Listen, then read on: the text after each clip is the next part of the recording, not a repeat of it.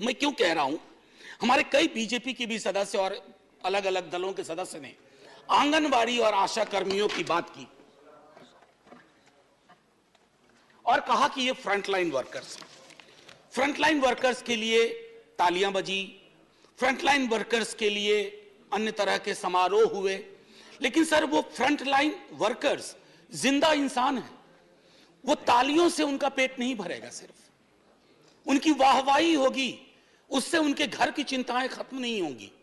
Anganwadi worker, आशा worker आपके health का पूरा बोझ ढोते हैं अपने कंधों पे। उनके कंधे पर जो बोझ है वो दिनों दिन बढ़ता जा रहा है sir. They are overworked and underpaid. काम इतना ज्यादा, और उसके एवज में उन्हें हम क्या दे रहे हैं? कोई सोशल सिक्योरिटी नहीं। कितना मानदेय? पीनट्स।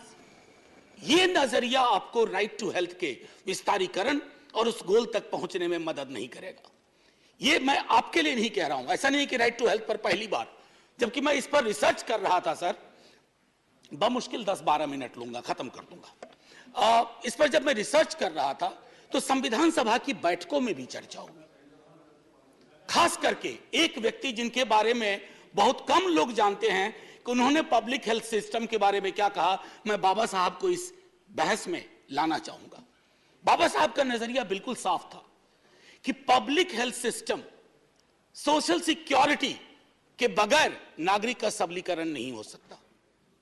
और आज हमने उस छोटे से फॉर्मूले को भुला दिया है, उसको वापस लाने की जरूरत है। और मैं समझता हूं, माननीय मंत्री जी ने एक बात कही, मैं सहमत हूं कि बजट लगातार बढ़ा रहे हैं। मंत्री महोदय हैं, माननीय उपसभापति महोदय, ये जो आंकड़ा है ना, इस आंकड़े का व्याकरण अद्भुत है। मेरी सैलरी मैं विश्वविद्यालय से लेता हूं, मेरी सैलरी बढ़ी, मान लीजिए इंक्रीमेंट लगता है तो वो बढ़ा एक साल में। अब उस इंक्रीमेंट को आप इन्फ्लेशन के इंडेक्स में देखिए। आप अगर एलोकेशंस का रियल टाइम वैल्यू जज करेंगे ना, तो आपको लगेगा कि it is too little and even too late. तो आंकड़ों को लेकर के कहेंगे कि यूपीए के दौरान इतना था, हमने इतना बढ़ाया, बाकी इंडाइसेस को सामने रखिए और तब कहिए। और दुनिया के गरीब मुल्क सर हमसे ज्यादा खर्च कर रहे हैं, हमसे गरीब हैं, लेकिन हेल्थ में उनका एक्सपेंडिचर हमसे ज्यादा है, क्योंकि वो जानते हैं कि जब तक पब्लिक हेल्थ पैरामीटर्स को दुरुस्त नहीं किया जाएगा, आप कितनों रेटोरिकल चीजें कर लें, वो जमीन पर कभी भी नहीं आ पाएंगी। सर, ग्रामीण भारत हमारी चर्चा से अक्सर विलग रह जाता है। मैं माननीय मंत्री साहिबा से आग्रह करूंगा, देखिए अक्सर क्या होता है कि आप जब किसी हॉस्पिटल को विजिट करते हैं तो पहले से जानकारी होती है, किसी क्या कहते हैं पीएससी को विजिट करते हैं, पहले से जानकारी होती है। हम सुना करते हैं राजा महाराजाओं में, ना मेरा यकीन है और ना मैं चाहता हूं कि उनका उदाहरण दिया जाए, लेकिन सुनते थे किसी हिंदुस्तान में कुछ राजा महाराजा होते थे जो वेश बदल करके जाया करते थे निरीक्षण करने के लिए। वेश बदल करके जाइए, एकदम पूरा का पूरा।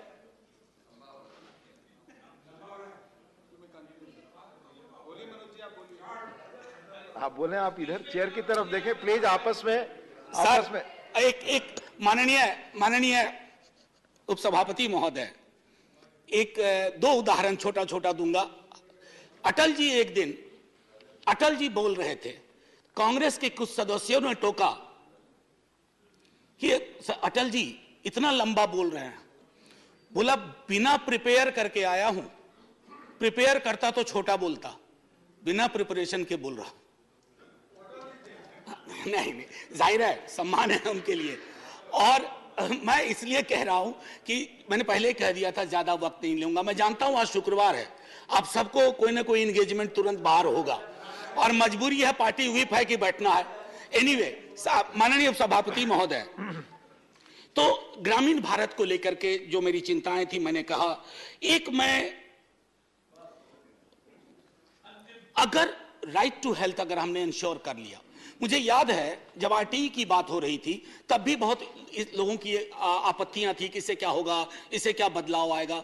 जब आप किसी चीज को इस तरह से लेजिस्लेटिव फ्रेमवर्क देते हैं तो उससे क्या होता है ना कि अन्याय जो लोगों के साथ दर बदर होता है, अलग अलग स्तर पर। और मैं एक छोटा उदाहरण दूंगा, ये ऑक्सफैम की इंडिया डिस्क्रिमिनेशन रिपोर्ट, मैं इसको पढ़ना नहीं चाहता सर, मैंने मार्क किया था इसमें कि कई राज्यों में स्थिति है कि इन पेशेंट केयर में किस तरह का डिस्क्रिमिनेशन होता है, खास करके अगर आप अनुसूचित जाति, जनजाति, अत्यंत पिछड़े वर्गों से आते हैं, या आमतौर पे आप गरीब हैं।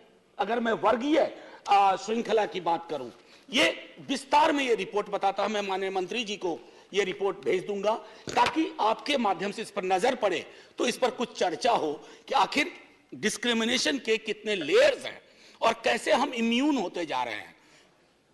एक और चीज सर कह करके,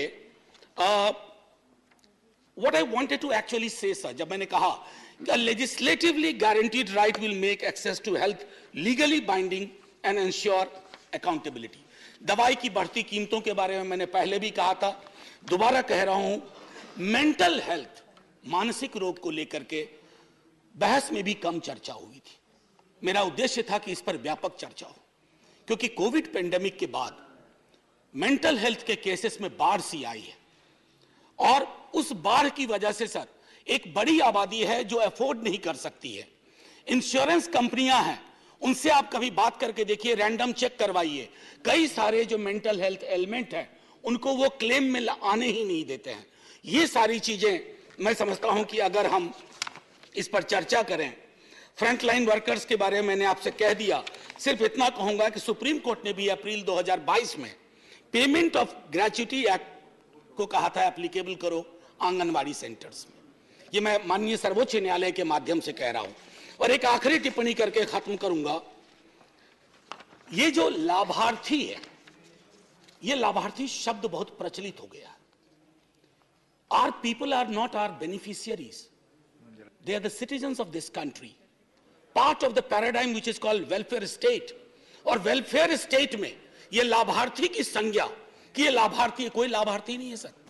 मैंने बार बार कहा इसी सदन में, बड़े कोई भी पार्टी, आजकल तो कंपटीशन चल पड़ा है, मुफ्त मुफ्त मुफ्त, अरे मुफ्त कुछ नहीं है, उसका टैक्स है, किसी भी फॉर्म में हो, आप उसके टैक्स का एक मिनिमम रिलीफ दे रहे हैं, इसको मुफ्त मत कहिए। और ये बेनिफिशियरी के नजरिए से मत देखिए, राइट के नजरिए से देखिए, अधिकार के नजरिए से देखिए। सर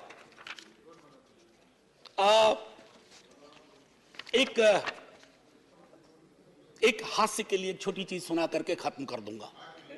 हास्य के लिए, विंस्टन चर्चिल रूजवेल्ट के यहां जाते थे, प्रेसिडेंट थे रूजवेल्ट, व्हील चेयर पे चलते थे, और चर्चिल अपने विट के लिए फेमस थे। हालांकि उनकी पॉलिटिक्स से हम लोग इत्तेफाक नहीं रखते हैं, कभी नहीं रखेंगे।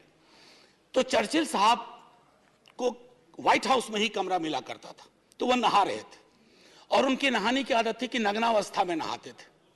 तो रूजवेल्ट पहुंच गए, रूजवेल्ट ने पूछा, जैसे ही व्हील चेयर वहां ले गए तो बका गए रूजवेल्ट, अपनी व्हील चेयर को मोड़ा। अब चर्चिल देखिए कैसे संभालते हैं, वो कहते हैं, Look, Mr. President, Prime Minister of UK has nothing to hide from you। Sir, मैंने इसलिए कहा थोड़ा हल्के माहौल के लिए, मैं इच्छा बड़ी थी कि मैं डिवीजन ले लूं इस पर, मत विभाजन की मांग करूं, क्योंकि यह बिल हम सबके मन का है। लेकिन मंत्री महोदया मुझे देख रही हैं टुकुर टुकुर, और बाकी लोग भी, तो मैं मत विभाजन की अपने टेम्पटेशन को कर्व करता हूं इस अपील के साथ कि सर आज नहीं तो कल ये बिल आएगा, आज नहीं तो कल ये होना है। आप तो दूसरों की भी चीजों का श्रेय लेते हैं, ये करके अपना श्रेय खुद ले लीजिए। अगर आप ये कर बैठे तो एक बहुत बड़ा एहसान होगा इस देश पर, इस देश के नागरिकों पर, और शायद एक आगे जब हम बात करेंगे ना, तो हेल्थ को लाभार्थी के नजरिए से नहीं, अधिकार के नजरिए से बात करेंगे। हमारे आशा कर्मी प्रोटेक्टेड होंगे, आंगनवाड़ी कर्मी प्रोटेक्टेड होंगे, डॉक्टर पेशेंट रेशियो बेहतर होगा, पीएचसी लैक लस्टर नहीं होगी, सरकारी अस्पताल में कुत्ते नहीं सो रहे होंगे बेड्स पे, ये शायद बेहतर परिस्थितियां होंगी। Thank you so much sir, thank you to all my friends for great participation. Jai Hind, let's keep talking like that.